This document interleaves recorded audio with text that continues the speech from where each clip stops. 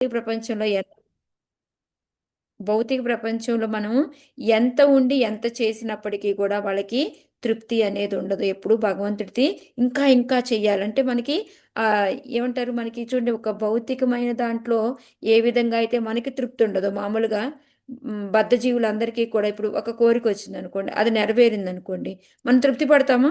దాంతోటి చాలు, సాటిస్ఫై అని అనుకుంటాం మనం. మరొక కోరిక కోరతాం. తీరా ఇంకో కొద్ది ఇంకో కోరిక కోరిక ఇంకో వస్తుంది, కోరిక వస్తూనే ఇంకో కోరిక ఉంటుంది మేడం. అయిపోతే ఇంకో కోరిక వస్తుంది. ఆ నెవర్ ఎండింగ్ లాగే ఆ తృప్తి అనేది ఎలా ఉండదో మనకి, అదే విధంగా ఆధ్యాత్మిక జీవితంలో ఏంటి అంటే ఈ భగవంతుడి యొక్క సేవ ఎంత చేస్తున్నప్పటికీ కూడా తృప్తి ఉండదు. ఇంకా చేయాలి, ఇంకా చేయాలి, ఇంకా చేయాలి. ఇప్పుడు అదే ఆ, ఇప్పుడు లాస్ట్ ఇయర్ ఒక, అంటే నేను భక్తులు అలా అని చెప్పట్లేదు, బట్ మనకి ఒక ఆధ్యాత్మిక తనంలో ఎందుకు తృప్తి ఉండదు అనేది చెప్తున్నాను. సో లాస్ట్ ఇయర్ దామోదర ఆరతి డాల్ చేసి, డాల్కి అన్ని చీరలు కట్టి ఆ బొమ్మ అంటే శ్యామోహిత మాతాజీ దగ్గర చూసాము. సో అది మనమే ఎందుకు చేయకూడదు, వాళ్ళని అడిగి ఎందుకు తీసుకోవాలి అనుకొని తయారు చేసి దాన్ని చేసాము. సో ఇప్పుడు దానికి ఇంకా కొంచెం బెటర్ వర్షన్, ఇంకా ఏంటి, ఓకే, ఒక లెవెల్కి వచ్చింది. సో ఇంకా దీనికన్నా ఇంకా బెటర్ వర్షన్ ఏం చేయగలము ఏంటి అని దాని గురించి మళ్ళీ అంటే దాంతో తృప్తి పొంది ఓకే దాన్నే పెట్టుకొని చేసుకోవచ్చు కదా. కానీ దానికి ఇంకొంచెం డెకరేషన్ మారుద్దామా, దానికి ఇంకా బ్యాక్గ్రౌండ్ మారుద్దామా, దానికి ఇంకా ఏం చేస్తే ఇంకా లుక్ బాగా వస్తుంది అంటే ఆ తృప్తి అనేది మనకి ఉండదన్నమాట. అది ఆధ్యాత్మికతలో విశుద్ధ భక్తులకి ఏంటి అంటే ఓకే ఇంత చేశాము, ఇంత సేవ చేశాము, చాలు అని అనిపించదు. ఇంకా ఇంకా ఇంకా చెయ్యాలి అని అనిపిస్తూ ఉంటుంది అనమాట. అందుకే ఆయన అది సరిపోదు, నేను ఇక్కడ ఉండి రాజ్యంలో ఉండి అని వాళ్ళ కొడుకుకి అప్పచెప్పేసి రాజ్యాన్ని ఆయన బయలుదేరి బద్రికాశ్రమం వెళ్ళాడనమాట. అక్కడికి వెళ్ళి ఏం చేశాడు అనేది మనకి 17 నుంచి 35 శ్లోకాల వరకు కూడా అక్కడికి వెళ్ళడం. అక్కడికి వెళ్ళిన తర్వాత అతను మళ్ళీ అతని కోసం వైకుంఠం నుంచి విమానం రావడము, ఈ నందా సునందాలు అతన్ని తీసుకెళ్లడము, ఇదంతా కూడా మనం చూస్తామన్నమాట.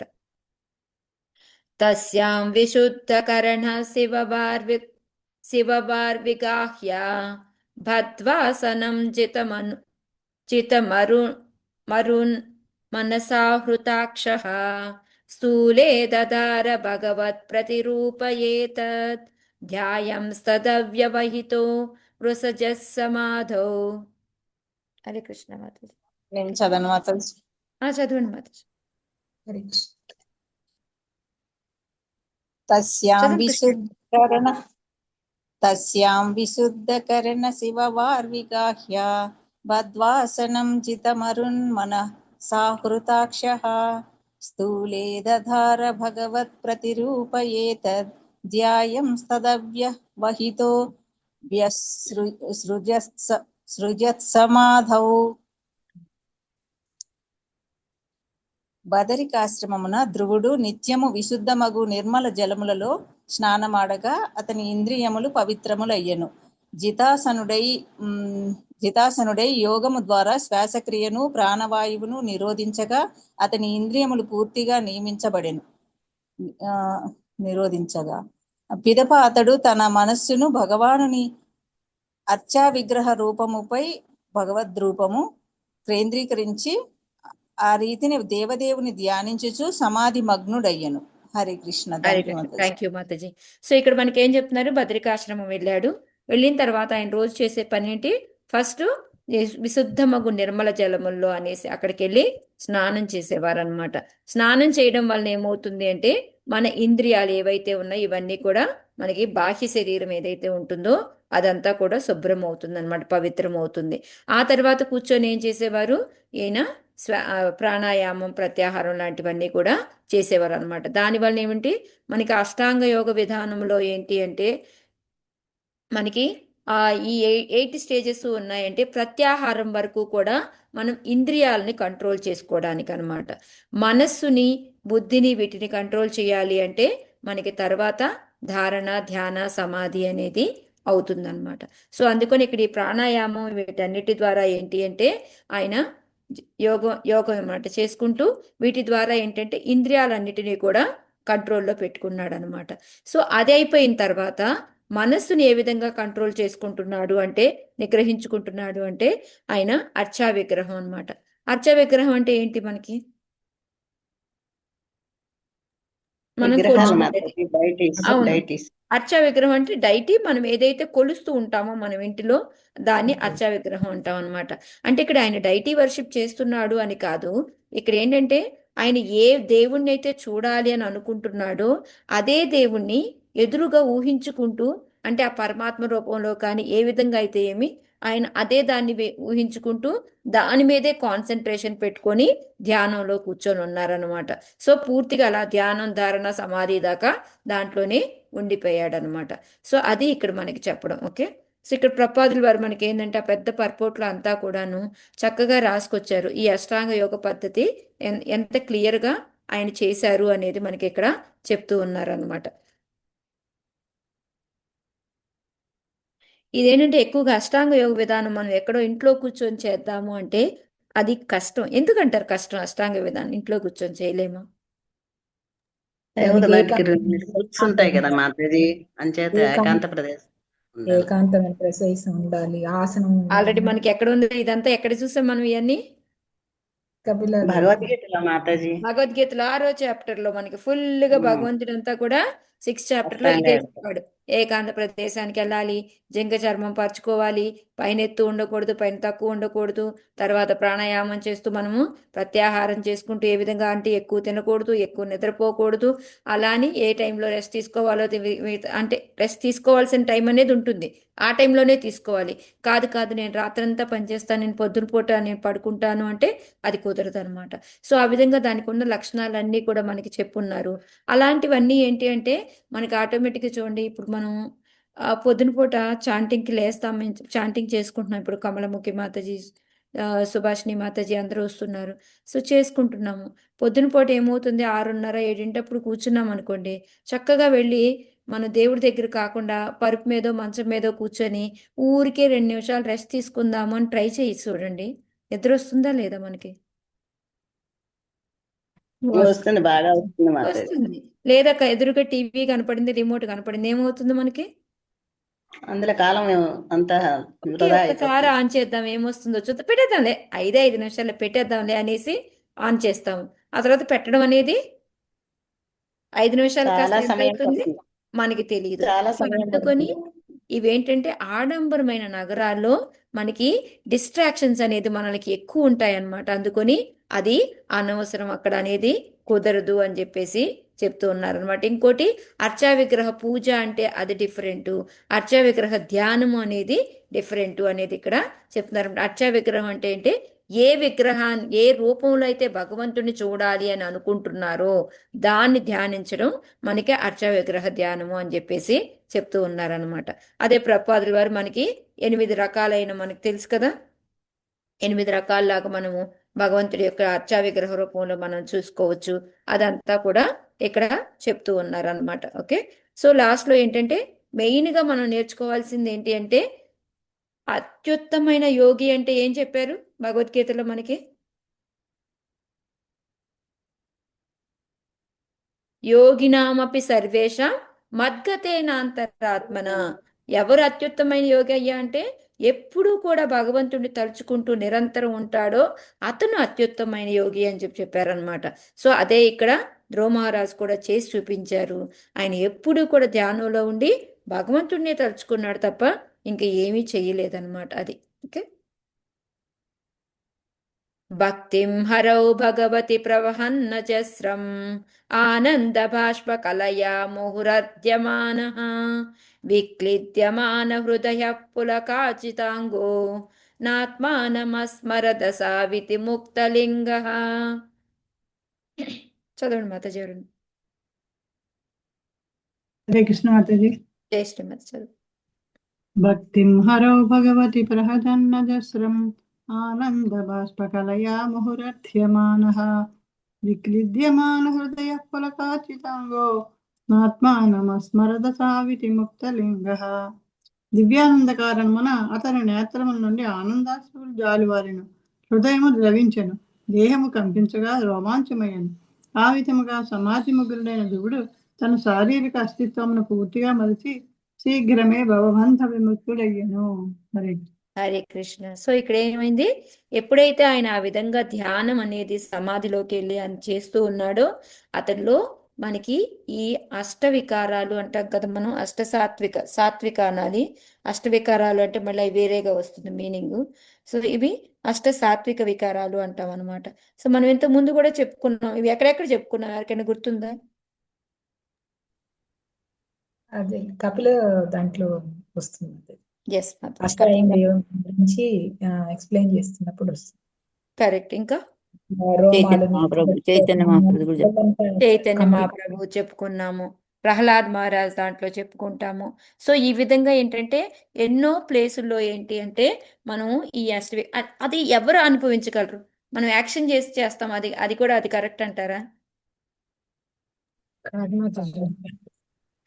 అదంతటా అది రావాలి, అంతేకాని చాలా మంది చూడండి కొంచెం కావాలని ఇలా ఏడుపు తెచ్చుకుంటూ చాంటింగ్ చేస్తూ ఉంటారు, లేకపోతే ఇవన్నీ కూడా అది కరెక్ట్ కాదనమాట. సో ఇక్కడ అందుకే అది చెప్తున్నారు మనకి అష్టసాత్విక వికారాలు అంటే ఏంటంటే ఫస్ట్ వచ్చేసి స్తంభ, శరీరం కదలకుండా నిలిచిపోవడం అనమాట. స్వేదం అంటే చెమటలు కారడం, రోమాంచకం రోమాలు నెక్కబొడుచుకోవడం, సర్వభంగం అంటే మాట సరిగ్గా రాదు, బొంగురు పోతుంది అనమాట. మనకు ఒక్కోసారి చూడండి ఒక ఆశ్చర్యం ఏదైనా అయిందనుకోండి మనకి ఆ విధంగానే అయిపోతుంది. కంపం, శరీరం అంతా కూడా వణుకుతూ ఉంటుంది. వైవర్ణ్యం, శరీరం వర్ణం మారడం, కలర్ మారిపోతూ ఉంటుంది అనమాట. అశ్రువు, అనుకోకుండా కళ్ళమ నీళ్లు కారిపోతూనే ఉంటాయి, మీరు ఆపుదామన్నా కూడా ఆపలేరు అనమాట. నెక్స్ట్ ప్రళయం అంటే దాంట్లో మూర్ఛ అనమాట, లాస్ట్ లో మనకి కళ్ళు తిరిగి పడిపోతూ ఉంటారనమాట. సో ఈ విధంగా మనము ఎక్కువగా ఏంటంటే ఎవరైతే హయ్యెస్ట్ భక్తిలోకి వెళ్తారో వాళ్ళకి ఇలాంటివన్నీ కూడా ఉంటాయి. అదే ప్రపాదుల వారు ఇక్కడ చెప్తూ ఉన్నారు, ఎవరైతే నవ్యత భక్తుల్లో నిరంతరం నెలకొని ఉంటారో వాళ్ళకి ఇలాంటి అష్టసాత్విక వికారాలు అనేవి వస్తూ ఉంటాయి అని చెప్పేసి చెప్పారు. ఆ 8 ఏంటి అనేది ఇప్పుడు మనం ఆల్రెడీ చెప్పుకున్నాం అనమాట. ఇంకా ఏంటి అంటే ఇక్కడ వాళ్ళకి ఈ స్థూల సూక్ష్మ శరీరాల నుంచి కూడా బయటపడిపోతారనమాట. అంటే మనం ఉన్నాం అనుకోండి ఇప్పుడు, మనకేంటంటే ఇప్పుడు మనకి ఈ శరీరంతో అటాచ్ అయి ఉంటాము, స్థూల శరీరం సూక్ష్మ శరీరం రెండింటితో కూడా మనము అటాచ్ అయి ఉంటాం. కానీ వాళ్ళు ఇక్కడ ఉన్నప్పటికీ కూడా వాళ్ళకి స్థూల శరీరంతో ఉండదు అటాచ్మెంట్, సూక్ష్మ శరీరంతో కూడా ఉండదన్నమాట. వాళ్ళంతా బయటికి పోయి ఎప్పుడు ఎలా ఉంటుంది వాళ్ళది, మొత్తం భగవంతుడి మీదే వాళ్ళ ధ్యాస ఉంటుంది తప్ప ఇంకా దేని మీద కూడా ఉండదన్నమాట. సో దానికి ఎగ్జాంపుల్గా మనకి ప్రపాదులు వారు చెప్తున్నారు, మనకి కొబ్బరికాయ చూడండి బాగా ఎండిపోతే ఆ కొబ్బరి కాయ అనేది విడిపోతుంది కదా, మన కొబ్బరికాయలోకి కొబ్బరి చెప్పలు విడిపోతాయి చూడండి ఆటోమేటిక్గా. కొరడి కొబ్బరికాయ అంటారు, అది మనం కదిలిస్తున్నప్పుడు మనకి గలగల గలగలాడుతూ ఉంటుంది. సౌండ్ వస్తూ ఉంటుంది. సో అదే విధంగా వాళ్ళు ఈ ప్రపంచంలో ఈ శరీరంతో సూక్ష్మ శరీరంతో ఉన్నప్పటికీ కూడా దానికి అంటుకొని ఉంటారు అనమాట. పేరుకు ఉండాలి కాబట్టి ఉన్నారు అంతే, అంతేకాని వాళ్ళు దాంతో అటాచ్మెంట్ అనేది ఉండదన్నమాట. అదే ఎగ్జాంపుల్ ఇక్కడ మనకి ప్రపాదులు వారిస్తున్నారనమాట. ఏ విధంగా అయితే లోపల ఉన్న కొబ్బరి చెప్పుకు అంటుకోకుండా ఉంటుందో అలాగా వీళ్ళు కూడా ఏ మాత్రం కూడా ఈ దీంతో భౌతిక ప్రపంచంతో కానీ ఈ శరీరంతో కానీ సూక్ష్మ శరీరంతో కానీ అటాచ్మెంట్ అనేది వాళ్ళకి ఉండదన్నమాట. ఈ రెండిటి నుంచి కూడా బయటపడతారు. మామూలుగా కొంతమంది ఉన్నారనుకోండి ఓన్లీ ఈ స్థూల శరీరం వరకు బయటికి రాగలుగుతారు, బట్ సూక్ష్మ శరీరం మనకు అలాగే ఉంటుంది. ఈ రెండిటి నుంచి బయటపడ్డారు అంటే మీనింగ్ ఏంటి? ఎప్పుడు బయటపడగలం మనం స్థూల సూక్ష్మ రెండు శరీరాల నుంచి? మనం చనిపోయాం అనుకోండి ఏమవుతుంది? దేహం శవంలాగా సో స్థూల శరీరం వెళ్ళిపోతుంది, సూక్ష్మ శరీరం వెళ్ళిపోతుంది, స్థూల శరీరం కానీ సూక్ష్మ శరీరం ఉంటుంది. అప్పుడు ఆ సూక్ష్మ శరీరానికి ఏమవుతుంది? అప్పుడు మళ్ళీ మనకు ఒక ఆకారం అది ఏముండదా? ఉంటుంది మాతాజీ, దానికి మళ్ళీ ఇస్తారు. మెయిన్ అది మనకి ఎప్పుడు తెలుసుకోవాల్సింది ఏంటి అంటే మనం ఏమనుకుంటాము అంటే అవి మూడే కదా మనకి. బుద్ధి ఏమంటే మూడు సూక్ష్మంలో సారీ మనసు, బుద్ధి, అహంకారం. మనసు, మనసు, అహంకారం. బుద్ధి, అహంకారం. ఈ మూడిటికి అనేదానికి ఒక ఆకారం ఒక దేహం ఉండదు అని అనుకుంటాం, కానీ ఆ సూక్ష్మ శరీరానికి కూడా ఒక దేహం అనేది. సో మనకి ఏ క్యాంటోలో వస్తుంది, మనకి థర్డ్ క్యాంటోలో వచ్చిందా మాతాజీ, నాకు ఎగ్జాక్ట్లీ గుర్తులేదు నెంబరు. మనం తీసుకెళ్తూ ఉంటే ఐ థింక్ 5th క్యాంటోలో వస్తుంది అనుకుంటా. మనల్ని సూక్ష్మ శరీరంతో మనల్ని తీసుకెళ్తూ ఉంటే కాళ్ళు కాలిపోతూ ఉంటాయి, దాహం వేస్తూ ఉంటుంది, ఒక పక్క ఎన్నో తేళ్లు లాంటి కుట్టిన నొప్పి కలుగుతూ ఉంటుంది. అలా మాతాజీ అనురాధ మాతాజీ చెప్పారు, ఇది చెప్పారు అప్పుడు అదే ఫిఫ్త్ మనకు. క్యాంటిల్ వస్తుంది మీకు తర్వాత. ఇది మిగతా లేదు. లోకాలు మాతాజీ వస్తాయి మనకి. ప్రియవ్రత గురించి యాతన శరీరం మాతాజీ, అంటే అది యాతన శరీరం యాతన. అంటారు. ఎస్ యాతన. సో అది ఇది కూడా విడిపోయి మనం వెళ్ళాలి అంటే ఎప్పుడు అంటే మనం భగవంతుడి దగ్గరికి వెళ్ళినప్పుడు. అమ్మా సెకండ్ క్యాంటో అనుకుంటా. వచ్చింది. second ఇది canto. నేనే చెప్పాను, అందుకని నాకు గుర్తుంది. అవునా? బట్ ఇది ఉండదే, సెకండ్ క్యాంటోలో ఉండదే. అంటే సెకండ్ క్యాంటోలో సెకండ్ ఎలా క్యాంటో ఫిఫ్త్ ఉంటుందంటే, చాప్టర్ అనుకుంటా. సెకండ్ క్యాంటోలో ఏమొస్తుంది అంటే మనకి ఈ రకరకాల లోకాలు ఏమున్నాయి అని చెప్పేటప్పుడు ఈ నరక లోకాల్లో ఇట్లా యాతన ఉంటాయి శరీరం ఉంటది, సూక్ష్మ శరీరం నుంచి అని వెళ్తారు ఉంటుంది. పైకి, బట్ ఇలా ఇలా లాక్కెళ్ళేటప్పుడు మనకి ఎంత దాహం వేస్తుంది, మనం ఎట్లా తీసుకెళ్తుంటారు, ఇదంతా కూడా మనకి ఫిఫ్త్ క్యాంటోలో వస్తుంది అనమాట. ఓకే. Yes, మాతాజీ ఇది అనుపమ మాతాజీ కూడా ఈ క్యాంటోలో కొద్దిగా నరకలోకాలు చెప్పినప్పుడే చెప్పారు, ఇది కూడా అందులోనే వచ్చింది ఇది కూడా. ఎస్ హరే కృష్ణ. మాతాజీ, yes correct. Thank you Mataji.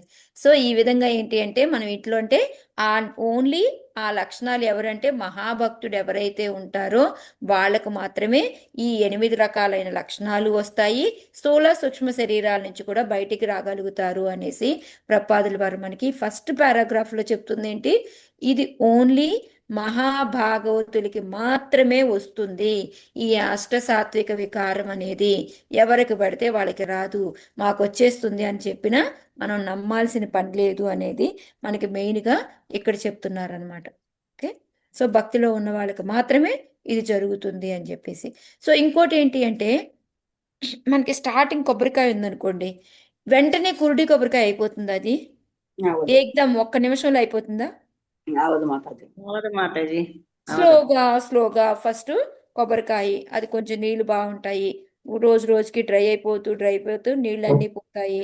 ఆ తర్వాత అంటే కొబ్బరికాయ షేప్ అంతా అలాగే ఉంటుంది, బట్ కానీ అదొక్కటే ఊగుతూ ఇలా తయారవుతుంది అనమాట. సేమ్ అదే విధంగా ఇక్కడ ప్రపాదుల వారు కూడా మనకి ఏం చెప్తున్నారు అంటే మనందరం కూడా కొబ్బరికాయ స్టేజ్లో ఉన్నాము. సో దాన్ని చిన్నగా మనము ఆ భక్తిలో ముందుకు వెళ్తూ ఉంటే ఏదో ఒక రోజుకి మనం కూడా ఈ స్టేజ్కి వస్తాము. సో ప్రతి ఒక్కరికి కొంత టైం అనేది కావాలి మనం భక్తి స్టార్ట్ చేసి ఆ స్టేజ్కి వెళ్ళడానికి అని మనకి ప్రపాదుల వారు చెప్తున్నారనమాట. సో సెకండ్ పారాగ్రాఫ్లో ఏంటంటే ముక్తలింగ అంటే సూక్ష్మదేహం నుంచి కూడా వాళ్ళు బయటపడిపోయారు, ముక్తిని వచ్చేసింది అని చెప్తున్నారు. అంటే వాళ్ళు ఇక్కడ ఉన్నప్పటికీ కూడా వాళ్ళకి ఈ మనసు బుద్ధి అహంకారంతో మనం ఇందా చెప్పుకున్నట్టు ఆ కొత్త దేహం అనేది వస్తుంది. ఆ కొత్త దేహంతో మళ్ళీ వాళ్ళని తీసుకెళ్తూ ఉంటారు. అంటే అది కూడా లేకుండా వాళ్ళు డైరెక్ట్గా ఎక్కడికి వెళ్ళిపోతారు, భగవంతుడి దగ్గరికి వెళ్ళిపోతారు అనమాట.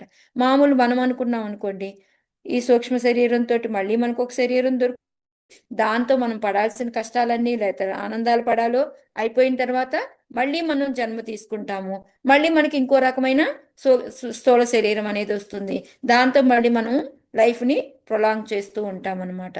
సో ఇలా అంతా కూడా ఏమీ ఉండదు అని చెప్తున్నారు. సో ఒక్కొక్కరి యొక్క మానసిక ఉంటుంది. ఎలా అయితే శిశువుకి కొంచెం యంగ్ బాయ్కి, ఆ యంగ్ బాయ్ నుంచి యుక్త వయసుడి నుంచి ఒక తండ్రి స్టేజ్కి వచ్చిన వాడికి లేదా వృద్ధుడికి, ఈ వీళ్ళందరికీ ఒకే రకంగా ఉంటుందా మానసిక స్థితి? మారుతూ ఉంటుంది మాతాజీ. అందరికీ మారుతూ ఉంటుంది. ఎందుకంటే చిన్నపిల్లాడు చేసేది యవ్వనం చేసే పిల్లవాడికి ఆలోచన శక్తి అనేది అది మారుతూ ఉంటుంది. సో అదే విధంగా ఏంటంటే ఇక్కడ మనకి మరణ సమయం కూడా మనకి అదే విధంగా మన మనసు బుద్ధి అహంకారానికి ఇంకో దేహం వస్తుంది అని ప్రపాదుల వారు చెప్తున్నారు. అది అయిన తర్వాత మళ్ళీ మనకి ఇంకో స్థూల దేహం వస్తుంది. సో ఈ విధంగా మనం మారుతూ ఉంటాం. ఎప్పుడు ఇది ఆగిపోతుంది అంటే ఓన్లీ మనం ఆధ్యాత్మిక జగత్తుకి వెళ్ళినప్పుడే అని చెప్తున్నారనమాట. 3వ పారాగ్రాఫ్లో ఏం చెప్తున్నారు అంటే ప్రపాదుల వారు మనకి ఈ స్థూల సూక్ష్మ దేహాలు ఏవైతే ఉన్నాయో అవి మనకి ఓన్లీ ఇక్కడ ఉన్నప్పుడే మనకు తెలుస్తుంది తేడా. ఆధ్యాత్మిక జగత్తులో ఉన్నాం అనుకోండి, వాటికి స్థూలానికి సూక్ష్మానికి తేడానే ఉండదు వాళ్ళకి. ఓకే. ఇంకా దాన్ని ఎగ్జాంపుల్గా ప్రపాదుల వారు ఎలా చెప్తున్నారంటే స్థూల దేహం అంటే మనం మంచంపై పడుకున్నాం అనుకోండి, మనం కల్లో ఉంటాం, కల్లో ఎక్కడెక్కడికో వెళ్ళొస్తాము. అంటే అదేంటిది మన సూక్ష్మ శరీరం ఎక్కడెక్కడికో వెళ్తుంది. వెళ్ళిన తర్వాత మళ్ళీ వెనక్కి రావాలా లేదా? అది రావాలి కదా మాతాజీ. హరే కృష్ణ. అంతే కదా, రావాలి కదా. సో సేమ్ అలాగే మన సూక్ష్మ శరీరం అక్కడెక్కడెక్కడెక్కడెక్కడికో వెళ్ళిపోయి ఆ అనుభవించిన తర్వాత మళ్ళీ అది వెనక్కి వచ్చేస్తుంది అనమాట. వెనక్కి వచ్చి మళ్ళీ మన దాంట్లో కలిసిపోతుంది. మనం లేస్తాము, మళ్ళీ మన పనులు మనము మొదలు పెట్టుకుంటూ ఉంటాం అనమాట. అదే ఇక్కడ హరే కృష్ణ హరే కృష్ణ మాతాజీ. ఇప్పుడు నిద్రలో పోయిన వాళ్ళు కదా అటు నుంచి అటు వెళ్ళిపోయినట్లు లెక్క. ఆ నిద్రలో వెళ్ళాను, ఇది కళ వరకే చెప్తున్నాం మాతాజీ. నిద్రలో వెళ్ళే వాళ్ళకేంటి సూక్ష్మ శరీరం వెళ్తుంది, అవును. వాళ్ళకి పనిష్మెంట్ అనిపించిన తర్వాత మళ్ళీ వచ్చి మళ్ళీ శరీరం తీసుకుంటుంది. హరే కృష్ణ. ఇదేంటంటే ఎగ్జాంపుల్ మనకి ఒక కళ లాగా చెప్తున్నారు. స్థూల సూక్ష్మాన్ని మనం ఎలా తీసుకోవచ్చు అంటే, కొంతకాలం మనం కళలో ఎంతో దూరం వెళ్తాము. నిద్ర లేచే టైంకి మళ్ళీ వెనక్కి వచ్చేస్తాం కదా మనం. మాధవి, సేమ్ ఒక అలాగే చిన్న డౌట్. మాతాజీ. కళ అనేది అది యాక్చువల్ గా అది రియల్ కాదని చెప్తారు కదా. ఒకప్పుడు మీరే చెప్పారు, ఒకప్పుడు అంటే అది పూర్వజన్మది ఫ్యూచర్ది వస్తది, కానీ ఇప్పుడు అలా కాదు. మనం మైండ్ లో ఏంటి సబ్ కాన్షియస్ మైండ్ లో ఉంటే అదే వస్తుంది అవును. అన్నారు కదా. సో అప్పుడు ఎలా అనుకుంటాం మాతాజీ, సూక్ష్మ శరీరం అక్కడే వెళ్తుందండి. కొన్ని వెరైటీ కళలు వస్తాయి మనకి. అవును. అది అంటే అది నేను చెప్పేది ఇప్పుడు ఆ కళల్లోకి వెళ్తుంది ఎవరు? ఇదే మన బాడీ వెళ్ళట్లేదు కదా, కాదు అవును. మన శరీరం ఇక్కడే నిద్రపోతుంది కదా. అంటే ఇంకెక్కడ ఏం వెళ్తున్నట్టు ఇప్పుడు అక్కడికి? సటల్ మన బాడీ. మనస్సు మనస్సు మాత్రమే కదా మనస్సు వెళ్తుంది. మాతాజీ. అంతే కదా. సో ఆ విధంగా సూక్ష్మ శరీరం వెళ్తుంది అని చెప్తుంది. ఓకే మాతాజీ, ఓకే, అర్థమైందా?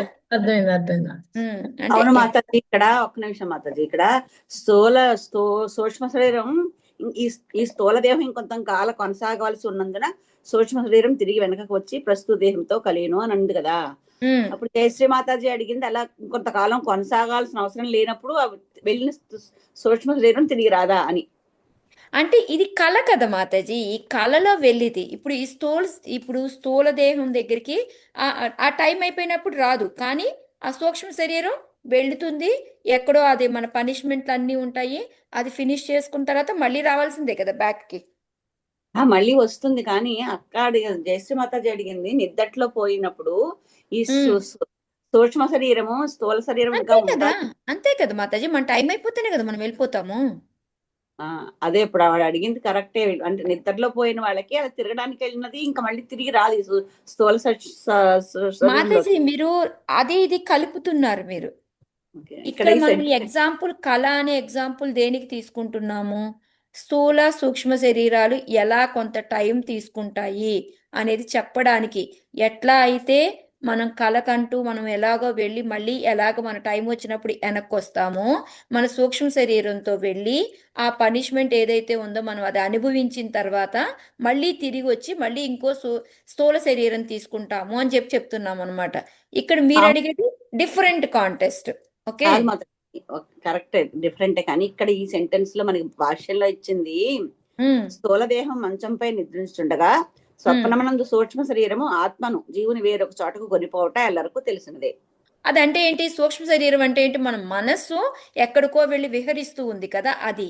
కానీ ఇప్పుడు మనం చనిపోయాం అనుకోండి, మన మనస్సు విహరించడానికి వెళ్ళదు కదా అప్పుడు. మరి ఇక్కడ నెక్స్ట్ సెంటెన్స్ అలా తెలుసు, కానీ స్థూల దేహం ఇంకొంతకాలం కొనసాగవలసి ఉన్నందున సూక్ష్మ శరీరం తిరిగి వెనకకు వచ్చి ప్రస్తుత దేహంతో కలుస్తోంది అని ఉన్నారు అందు కదా. అంటే ఇప్పుడు మనకి సారీ తండవాదం కాదు, ఆ నిద్దట్లో పోయారని అక్క అడిగిన దానికి అప్పుడు తిరిగి ఈ శరీరం ఇంక ఉండాల్సిన అవసరం లేదు అన్నప్పుడు వెళ్ళిపోతుంది మాతాజీ. అదే అంటే నేను ఈ కళతో దాన్ని పోల్చకండి, బట్ అంతే ఆ టైం ఇప్పుడు మనకి డెత్ వచ్చిందంటే ఏంటి? ఈ శరీరాన్ని వదిలేసి వెళ్ళే టైం వచ్చింది, అంతే కదా. అవును. సో ఇంక మనకి ఈ స్థూల శరీరంతో పని లేదు, ఇంకో స్థూల శరీరం కావాలి. అప్పటి వరకు దాని పనిష్మెంట్లు ఏవో చేసుకొని అది వస్తుంది. ఓకే, మాతాజీ చిన్న డిఫరెన్స్ ఉంటుంది మాతాజీ. కళలో అయితే మనస్సు సూక్ష్మ శరీరం రెండు వెళ్ళిపోతాయి మాతాజీ. మనం ఒకవేళ చనిపోవాలని రాసి పెట్టుంటే ఫస్ట్ పరమాత్మ వదిలిపోయినాక దాని వెనకాల ఆత్మ వెళ్తుంది మాతాజీ. తేడా అది. పరమాత్మ ఉంటాడు కాబట్టి మన క్రియలన్నీ జరుగుతూ ఉంటాయి. Okay Mataji, thank you very much. Thank you. అది రెండు డిఫరెన్స్ అదే ఇందాక నుంచి నేను చెప్తున్నాను, కానీ ఎగ్జాక్ట్ గా చెప్పలేకపోతున్నాను మీకు. Thank you Subhashini. డాక్టర్ గారు చక్కగా చెప్పారు. కరెక్ట్. అది అంటే ఆ డౌట్ అలా ఉండిపోయింది. ఎందుకంటే అదే అందుకే అది కళతో పోల్చకండి, అది డిఫరెంట్ చాప్టర్ అని చెప్తున్నాను, కానీ మీకు అది అసలు చెప్పలేకపోయాను నేను. అది అందుకే రీసెంట్ గా మా చెల్లెలు వియ్యంకుడు గారు అలా పోయారు, రాత్రి పడుకుని పొద్దున్న లేవలేదు ఆయన. ఓకే మాతాజీ, అది పోయాము అంటే ఏంటంటే ఇంకా మనకి ఈ దేహంతో పని లేదు అది. Okay. Okay Mataji, yeah thank you. Hare Krishna. Thank you Mataji. సదదర్శ విమానాగ్రం నభసోవాతరుధ్రువః యద్దశ దిశో రాకాపతిమివోదితం. మాతాజీ చదవనా? చదవండి మాతాజీ. హరే కృష్ణ. చదవండి మాతాజీ. Mataji okay okay. ఏమి? సదదర్శ చదవమన్నారమ్మా, చదవమన్నారు. విమానగ్ర్యం సానే అన్నాను మాతాజీ. సదదర్శ విమానాగ్ర్యం నభసోవతరధ్రువః విభ్రాజయద్దశ దశ దిశో యద్దశదిశో రాకాపతిమివోదితం విభ్రాజయద్దశ. ముక్తి లక్షణములు ప్రకటమైనంతనే అతడు దశక్షలను ప్రకాశింపజేయుచు ఒక రమ్యమైన విమానము తేజోమయమగు పూర్ణ చంద్రబింబము దిగివచ్చుచున్నదా అన్నట్లు ఆకాశం నుండి క్రిందికి అరుదించుటను గాంచెను. Hare Krishna. Hare Krishna. Thank you Mataji. So ఇక్కడ ఏంటంటే ఎప్పుడైతే ఆయనకి ఈ ఈ అష్ట సాత్విక వికారాలు అనేవి రావడము ఇవన్నీ ఎప్పుడైతే మొదలైపోయినాయో దాన్ని బట్టి ఏమర్థం అవుతుంది? సో అతను ఫుల్గా భక్తిలో పూర్తిగా లీనమైపోయి ఉన్నాడు. సో అతనికి ముక్తి అనేది లక్షణాలు వచ్చేసినాయి అనేసి. సో వెంటనే ఆ ముక్తి లక్షణాలు ఎప్పుడైతే ఆయనకి రావడం మొదలుపెట్టాయో అప్పుడు ఏంటంటే అన్ని సైట్ల నుంచి కూడాను మనకి దశ దిశలు అంటే ఏంటి? 10 రకాలు, 10 దిక్కులు మనకుంది. ఏంటిది? 10 అవును దిక్కులు. మాతాజీ. సో ఇది క్లారిటీ ఉంది కదా? ఓకే. సో మనకి మామూలుగా ఏంటంటే అష్టదిక్కులు వింటూ ఉంటాం కదా, కానీ మనకి మధ్యలో కార్నర్ ఉంటాయి కదా, దశ దిశలు అంటారనమాట. సో ఈ విధంగా ఏంటంటే అన్ని వైపుల నుంచి కూడాను ఎంతో కాంతితో అన్నమాట పెద్ద విమానం ఒకటి వచ్చేస్తా ఉందన్నమాట.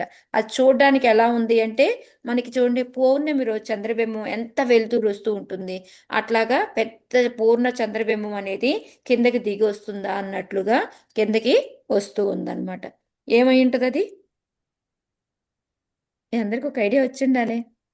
విమానమే. విమానం. విమానం విమానం స్వర్గం ఎందుకంటే నుంచి ఆయనకి వచ్చిందని ఆల్రెడీ ముక్తి తీసుకెళ్ళడానికి లక్షణాలు వచ్చాయి కాబట్టి ముక్తి లక్షణాలు అంటే మీనింగ్ ఏంటి? ఇంకా భగవంతుడి దగ్గరికి తీసుకెళ్లే వెళ్ళాలి. సమయం వచ్చింది, భగవంతుడి తీసుకెళ్లే దగ్గరికి సమయం వెళ్ళాలి వచ్చింది. అంతే. భగవంతుడి దగ్గరికి వెళ్ళాలి అంటే అదే ఆయన నిద్రలో పోయాడు అన్నారు కదా మాతాజీ ఎవరో. ఆయనకి నిజంగా అయితే యమదూతలు వచ్చారా విష్ణుదూతలు వచ్చారా అనేది కూడా యాక్చువల్గా చెప్తారు మాతాజీ. కొంతమంది విష్ణుదూతలు వస్తే వాళ్ళది స్మైలింగ్ ఫేస్తో ఉంటుందంట, నవ్వుతూ ఉంటుందంట ఫేస్. భయంగా అదొక రకంగా ఉంటారు చూడండి, వాళ్ళు కొంచెం కొంచెం ఆశ్చర్యంగా కళ్ళు ఇలా పెట్టి ఆశ్చర్యంగా చనిపోతారు చూడండి, అలాంటి వాళ్ళకి ఆ యమదూతలు వస్తారు. యమదూతలు వచ్చారు అని చెప్పి చెప్తారు. అది వినిందే మాతాజీ. నేను ఇంకా అదే. ఎక్స్పీరియన్స్ అయ్యాను, బట్ కానీ గుర్తులేదు. లాస్ట్ జన్మలో అయ్యి ఉంటాను, ఆహా, గుర్తులేదు. మాతాజీ అనుపమ మాతాజీ అందులో చెప్పారు మాతాజీ. ఈ చావు పుట్టుకల గురించి చెప్పినప్పుడు మోషన్ అయిపోతుంది, యూరిన్ అయిపోతుంది, యమదూతలు వచ్చినప్పుడు అవును. ఆవిడ చెప్పారు మాతాజీ. ఆ క్యాంటో ఏమిటో నాకు గుర్తులేదు కానీ ఇదే మాతాజీ. మోషన్ అయిపోతుంది, యూరిన్ అయిపోతుంది అని చెప్పారు. అవును మాతాజీ. యాక్చువల్గా అంట మనం ప్రాపర్గా చూస్తేనంట మనకి ప్రాణం కూడా దేనిలో నుంచి పోయింది అనేది మనకి తెలుస్తుందంట మాతాజీ. మనం అంత అబ్జర్వ్ చెయ్యం, కానీ తర్వాత మనిషి పోయిందని నాకు అన్నీ మనం అబ్జర్వ్ చెయ్యం కదా, లేకపోతే కొంచెం తెలుస్తుంది మాతాజీ, తెలుస్తుంది. ఈ ఏంటి మాతాజీ నవరంధ్రాలు ఎటు నుంచి వెళ్ళిపోయింది అనేది? ఆహా, అలా కాదు మాతాజీ. కొంతమంది కాదు పెద్దవాళ్ళు మాతాజీ, చెప్తుంటే నేను నోరు విన్నాను. తెరిస్తేనో నోట్లోకి కళ్ళు పోయిందంటారు, కళ్ళు కళ్ళు ఇలా పెట్టి చూస్తేనో కళ్ళలోంచి పోయిందంటారు. నోరు ఓపెన్ అవుతే నోరు, మోషన్ అవుతే, యూరిన్ అవుతే, ఆ 4 మాత్రం తెలుస్తున్నాయి మాతాజీ. ఇక్కడ కూడా మాతాజీ హోలు కొంచెం ఓపెన్ అయి ఉంటుందంట మనం చూస్తే. బట్ కానీ ఏంటంటే మనిషి చనిపోయినాక మనకి అవన్నీ కూడా థాట్స్ రావు కదా, మనం చూడం. కానీ లేకపోతే మనకి నవరంధ్రాల్లో ఎటు నుంచి వెళ్తుంది అనేది తెలుస్తుంది. అంటే దాన్ని బట్టి వాళ్ళకి ఎవరు వచ్చారు అనేది చెప్పచ్చు అనమాట. సో ఇక్కడ ఇందులో ఒక్క పేజీ మిస్ అయింది మాతాజీ. నేను కొంచెం ఇంగ్లీష్ది ఓపెన్ చేసి పెడతాను. సారీ రవిశశి మాతాజీ, నేను కూడా ఇవాళే చూసుకున్నాను, నేను మీకు చెప్పలేదు. సారీ మాతాజీ, మేబీ నేను కూడా చూడలేదేమో. నువ్వు సారీ చెప్పాల్సిన పని లేదమ్మా. శ్లోక నెంబర్ ఎంత? 19 కదా. మాతాజీ హరే 19 కృష్ణ 19 మాతాజీ. అవును. నైన్ చెప్పండి అయిపోయింది. మాతాజీ ఆ, చాలా సంవత్సరాల క్రితం నేను విన్న మాట మాతాజీ. ఆ, ఎందుకంటే ఒక అతనికి ఇదే డౌట్లు వచ్చినాయి అనమాట. ఆ, ఇప్పుడు నవరంధ్రాల నుంచి ఏదో ఒక రంధ్రం నుంచి పోతుంది ఆత్మ అని అనుకున్నాడు. అయితే ఇవన్నీ మూసేస్తే ఎటు నుంచి పోతుందో చూస్తా అనుకున్నాడట. అనుకున్నప్పుడు ఇవన్నీ మూసేస్తే ఈ మాడు అంటారు కదా మాతాజీ, ఇక్కడ మాడు ఉంటది కదా, ఆ. అది పగిలి అక్కడ నుంచి వెళ్ళిపోయిందంట. కపాలం అంటే బ్రహ్మరంధ్రం అంటారు కదా. మాతాజీ ఆ, అవది బ్రహ్మరంధ్రం అలాగా అవదు. అంటే బ్రహ్మరంధ్రం అంటారు మాతాజీ మాతాజీ. ఓన్లీ అది అది అవ్వింది అంటే వాళ్ళు చాలా అంటే ఒక రకంగా పుణ్యం సంపాదించుకో అలాంటి వాళ్ళకే అది జరుగుతుంది మాతాజీ. బ్రహ్మరంధ్రం నుంచి వెళ్ళిపోయింది అంటారు కదా అది. ఆ, అదే మాతాజీ అది. కపాల మోక్షం అంటారు దాన్ని. అవును మాతాజీ. ఉమ్. అది సంభవం కాదు మాతాజీ నాకు తెలిసినంత అది వరకు. ఎగ్జాంపుల్ గా ఇస్తారు మాతాజీ. నువ్వు ఎన్ని ట్రై చేసినా ఎన్ని మూసేసినా భగవంతుడు తీసుకెళ్లాల్సింది ఆ, తీసుకెళ్తాడు అని అంతేకాని ఎగ్జాంపుల్ అది అంతే. అది అవ్వదమ్మా. అది మీకు చెప్పింది అది ఎవరో. ఎంతో సాధన చేస్తే గాని వెళ్ళరు అట్లాగా కపాలం. అదే కదా. ఓకే. సో ఇక్కడ ఏంటంటే మనకి ఈ ఈ శ్లోకంలో ఏంటంటే ప్రపాదులు మనకి ఏం చెప్తున్నారు అంటే మనకి జ్ఞానం అనేది రకరకాలుగా ఉంటుంది.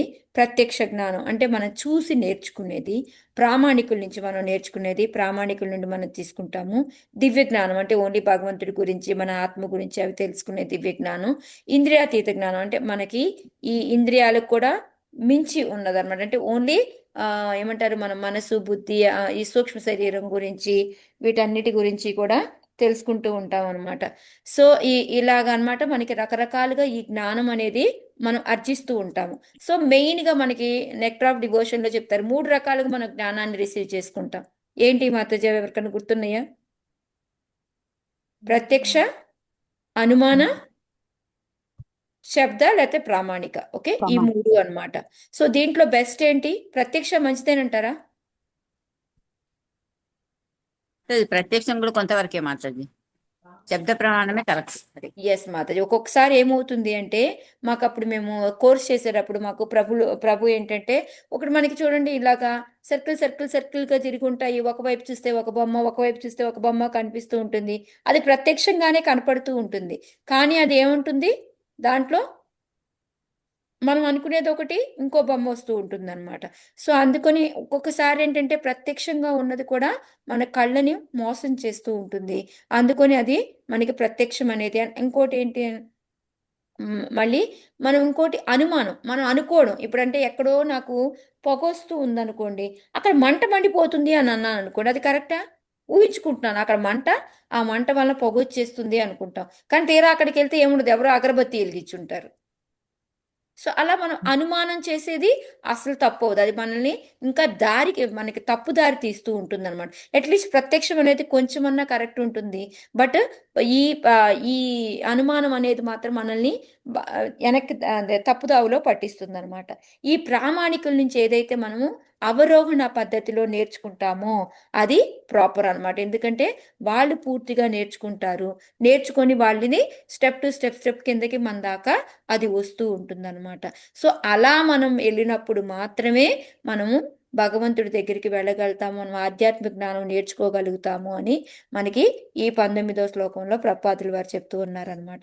సో 20వ శ్లోకాన్ని మనము సో మొత్తం అదే మాతాజీ. ఓకే, సో డైరెక్ట్ అనేది మంచి అంటే మనం ఏదైతే ఉందో మనం మనంతట మనం తెలుసుకుందాము, లేకపోతే ఇంకా అనుమానంగా నేర్చుకుందాము అనుకునేవన్నీ కూడాను దాంట్లో ఆ భక్తి యోగంలో ఆ ఫ్లేవర్ అనేది మనకి రాదు అని చెప్పి అవన్నీ కూడా కింద తరహావి అని చెప్పేసి మనకి చెప్తున్నారు. మనం కనుక భక్తిలో ముందుకు వెళ్ళాలి అంటే మనం ఈ ప్రామాణిక పద్ధతి ఏదైతే ఉందో గురువుల ద్వారా నేర్చుకోవడం అనేది దాని ద్వారానే మనం ముందుకెళ్ళగలుగుతాము అని మనకి ప్రపాదులు వారు చెప్పారనమాట. నెక్స్ట్ ప్రామాణికం ఉన్న మాతాజీ శబ్దం అన్న ఒకటేనా? శబ్ద ప్రమాణం ప్రామాణిక శబ్దం అన్న, ఎందుకంటే వాళ్ళు ఆ శబ్దం ద్వారానే వింటారు, ఒకరి నుంచి ఒకరికి మనకి ట్రాన్స్ఫర్ అవుతూ వస్తుంటుంది అనమాట. Okay okay.